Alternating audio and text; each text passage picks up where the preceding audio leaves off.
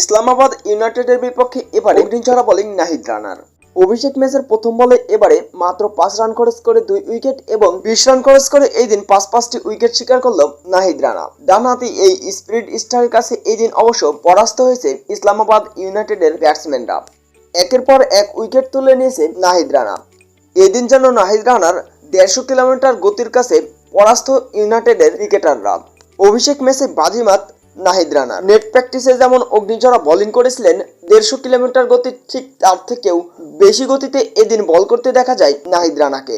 ইসলামাবাদ ইউনাইটেডের ব্যাটসম্যানরা এই দিন নাহিদ রানার বোলিং দেখেই আতঙ্কে পড়ে যায়। নাহিদ রানার প্রত্যেকটি বল যেন আগুনের গোলার মতন ছুটে আসছিল ব্যাটসম্যানের দিকে।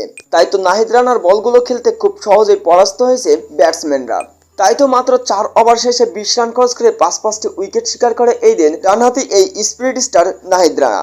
অভিষেক এই দুর্দান্ত বোলিং করে এই দিন তাক লাগিয়ে দেন পিএসএল গ্যালারিকে।